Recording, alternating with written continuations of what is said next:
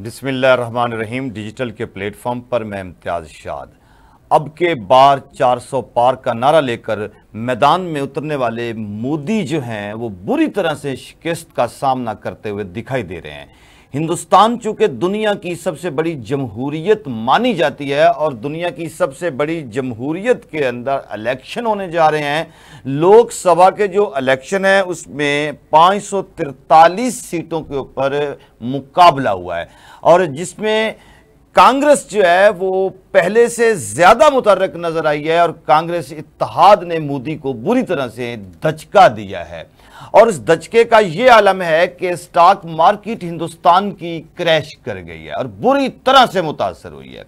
हिंदुस्तान के अंदर मोदी ने यह नारा दिया था कि अब की बार 400 पार यानी 543 अराकीन में से मोदी के दावे के मुताबिक हमने 400 नशिस्तें विन करनी है, जबकि इस वक्त के नताइज के मुताबिक मोदी जो है वो 293 पर खड़े हैं। लेकिन कांग्रेस हमें मैदान मारते हुए दिखाई दे रही है। कांग्रेस के बारे में यह बात कही जा रही थी कि यह कभी दोबारा वापस नहीं आ पाएगी, लेकिन कांग्रेस ने इस हद तक मेहनत की है और कांग्रेस की मेहनत रंग लेकर आई है। कांग्रेस की मेहनत ने यह साबित किया है कि अगर आप मद्दे मुकाबल फरीक के खड़े हो जाते हैं, मैदान में डट जाते हैं, तो मैदान आपका भी हो सकता है। कांग्रेस के साथ बहुत सारे और भी लोग शामिल हैं, लेकिन एक बहुत बड़ी बात इस वक्त ये भी बता रहे हैं नताइज के मोदी सादा अक्सरियत भी शायद हासिल ना कर पाए। उसकी वजह यह है कि 272 की सादा अक्सरियत चाहिए और मोदी का इत्तेहाद है, इत्तेहादियों के साथ मिलकर वो इलेक्शन लड़ रहे थे। अब इसके बाद कांग्रेस ने भी एक काम दिखाना है और कांग्रेस चूंकि हमें 234 नशिस्तों पर बढ़तरी लेते हुए दिखाई दे रही है, तो कांग्रेस अगर अपने साथ उन इत्तेहादियों को मिला लेती है, जो कि अभी तक की खबरों के मुताबिक ये बात बड़ी वाज़ेह नजर आ रही है कि मोदी को इस बार हुकूमत नहीं बनाने दी जाएगी, और अगर कांग्रेस उन इत्तेहादियों को अपने साथ मिला लेती है तो फिर कांग्रेस की हुकूमत बनने के चांसेस वाज़ेह नजर आते हैं। बहरहाल हर दो सूरत में मोदी सरकार जो है वो खतरे में और परेशानी में गिरी हुई दिखाई देती है। लेकिन कुछ फैक्ट्स हैं जो मैं आपके सामने रखना चाहता हूं। वो फैक्ट्स ये हैं कि एक तो मोदी और राहुल दोनों ही अपनी नशिस्तें जीत रहे हैं, लेकिन मोदी जो है वो अपनी नशिस्त जो जीत रहे हैं वो कोई इतने मार्जिन से नहीं जीत रहे हैं, 32 से 33 हजार वोटों की लीड से जीत रहे हैं। लेकिन राहुल गांधी के बारे में कहा जा रहा है कि वो दो नशिस्तों पर, खास तौर पर राहुल जो है वो अपनी एक नशिस्त वायनाड के अंदर जो है वो 2 लाख वोटों की बढ़तरी से जीत रहा है, जबकि बरेली वाली सीट के ऊपर वो 1 लाख की बढ़तरी से जीत रहा है। दूसरी तरफ लालू प्रसाद की बेटी मैसा भारती जो है वो भी 26,000 वोटों की बढ़तरी से जीती हुई दिखाई दे रही है। लेकिन सबसे बड़ी और अहम खबर वो ये है कि इंदिरा गांधी के कातिल के बेटे सरबजीत सिंह जो हैं, सरबजीत सिंह खालसा, वो हमें बढ़तरी के साथ, वाज़ेह बढ़तरी के साथ जीतते हुए दिखाई दे रहे हैं। ये हिंदुस्तान की सियासत के अंदर बहुत बड़ा अपसेट आने जा रहा है। हिंदुस्तान की सियासत पिछले कुछ अरसे से वो बीजेपी के मोदी के गिर्द घूमते हुए हमें दिखाई दे रही थी, लेकिन अब सियासत के अंदर जो है वो थोड़ा फैलाव आया है और लोग जो हैं वो इस वक्त कांग्रेस की तरफ बड़ी ज़बरदस्त स्पोर्ट्स के साथ भी और अच्छी निगाहों के साथ देख रहे हैं और वो अपना मुस्तकबिल कांग्रेस के अंदर ढूंढ रहे हैं।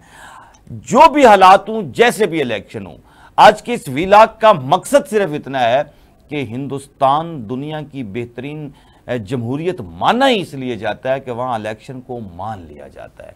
अभी आप देख रहे हैं इलेक्शन हो रहे हैं, आपको कहीं धांधली की कोई खबर नहीं आएगी। कोई एक सिंगल प्रेस कॉन्फ्रेंस ऐसी नहीं होगी जिसमें कहा जाएगा कि हमारे साथ बहुत जुल्म हो गया, हमारे साथ धांधली हो गई, जमहूरियत पर डाका पड़ गया, जमहूरियत को अनदेखी कुव्वतों ने घेरे में ले लिया। ऐसी कोई खबरें, ऐसी कोई हेडलाइंस आपको हिंदुस्तान की जमहूरियत में कहीं नजर नहीं आएंगी। हारने वाला अपनी हार तस्लीम करेगा और जीतने वाला अपनी जीत जो है उसका जश्न मनाएगा। ये खूबसूरती हुआ करती है जमहूरियत की।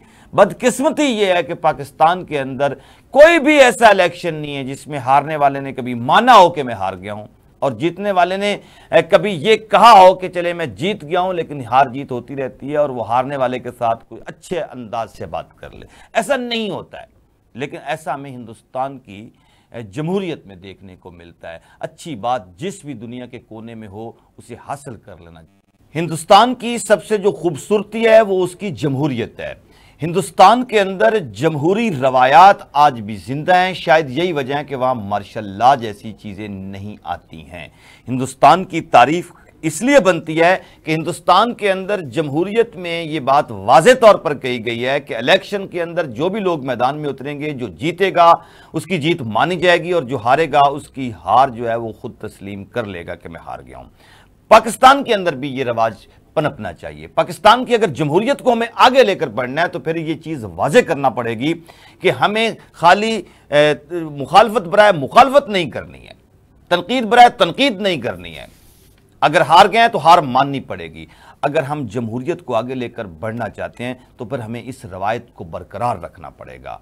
अगर आप ऐसा नहीं करते हैं तो फिर यही हाल रहेंगे, कभी आपकी यहां पर आमरीयत आएगी और कभी जमहूरियत जो आएगी वो भी लूली लंगड़ी जमहूरियत होगी। आज भी आप देख लीजिए कि मौजूदा हुकूमत जो है वो फॉर्म 47 की बुनियाद पर हुक्मरानी कर रही है और जीतने वाले जो हैं वो अभी भी अदालतों के चक्कर लगा रहे हैं और वो अभी भी अपनी नशिस्तों के लिए अदालतों के सामने खड़े हुए हैं।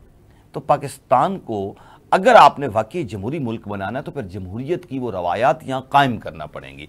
बहरहाल इसके बगैर पाकिस्तान तरक्की भी नहीं कर सकता। अपने गिरदो नवा का ख्याल रखिएगा। इम्तियाज शाद को इजाजत दें। पाकिस्तान पाइंदाबाद।